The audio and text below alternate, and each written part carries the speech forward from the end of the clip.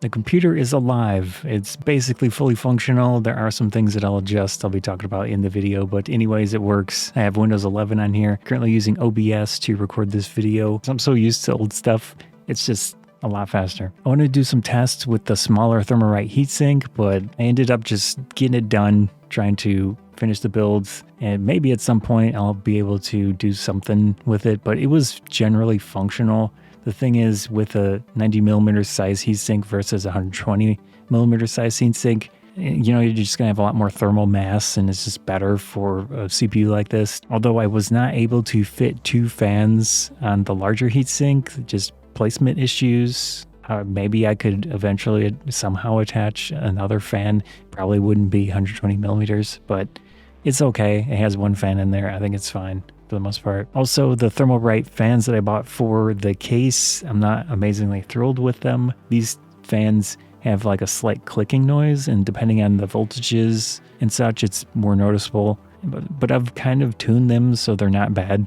Not ideal, but that's just one of the things that I'm really into. Maybe if you mess with computers to that degree, you'll understand what I'm talking about. But anyways, fans. I have this PCI-E 4 NVMe SSD card that does RAID. I noticed that it was pushing down on some of the fan headers and USB headers at the bottom of the motherboard. And I also noticed, I didn't confirm this with like the spec sheet, but I think that the bottom connector is 8X, because that is an 8X card, but it might be PCIe 3. Anyways, I wanted to keep it in the bottom slot, so I ended up doing a little mod to my card's heatsink, and obviously I did it abruptly. I wasn't thinking. I could have done it much better, but it did work. I hammered some of the fins of the heatsink down, caveman style modding rather than smart PC dude modding. I don't know. I do a lot of creative stuff, so we're talking video, photos, and I have a lot of drives. In this case, I've got that card with the multiple drives. I've got 2 NVMe SSDs on the motherboard at the moment. One of them is from my old computer, so it's got old files and stuff that I'll eventually get rid of, but I'm going to keep those around for configuration to the new setup. Those are both 2 terabytes each. The PCIe thing is 2 terabytes, and then I have another 2 terabyte, but it's a standard 2.5-inch SSD, and there is a slot for it on the back of the motherboard in this case, but just doesn't seem like a great spot because I don't know how airflow gets to it. So I decided to add the cage back into this case. And with that comes some restrictions with fan placement and such. But the thing is, I actually run my cases on their side on a metal shelf thing, which I just prefer to do.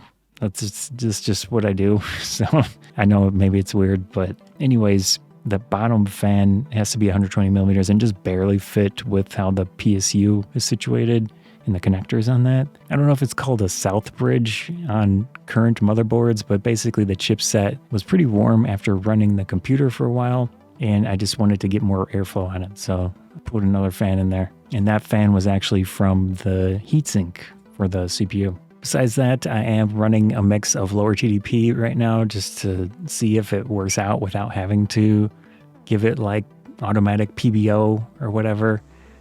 And I've also tried automatic PBO, and that's pretty cool as well. I saw the CPU jump up to like 95C at one point abruptly. I mean, it is just a standard heatsink. So anyways, I'm not super familiar with a lot of the functionality with all that adjustment and stuff. And I do think that the fixed TDPs is really cool. And that's kind of my style, is to limit things like that a lot of the time. And I really like that the X-type CPUs from AMD plus the proper motherboards give you the functionality to underclock, overclock, adjust so many multitudes of things potentially to mess around with. But again, this computer is going to be a very work-based focused computer, so probably won't be able to do a ton with it, but I would like to. It would be awesome to have a test bench at some point of a current generation of computer. But I mean, if this channel ever takes off, or one of my channels ever takes off, then maybe I'll go that route. Who knows? We'll see. Anyways, hope you enjoyed this update on the computer build. I'll probably still make a full build video showing all of the components and just like the general thought process. I don't really go towards gaming. I'm more of a creative focused computer user, so, and also programming and stuff as well.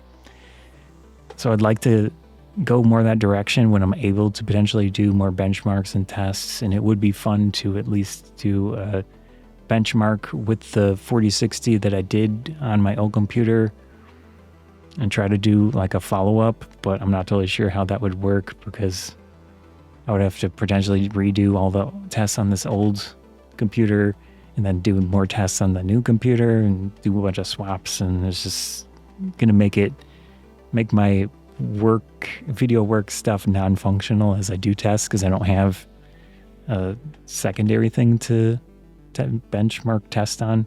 Yeah. Anyways, hope you enjoyed the video. It's kind of tech, I suppose. Yeah.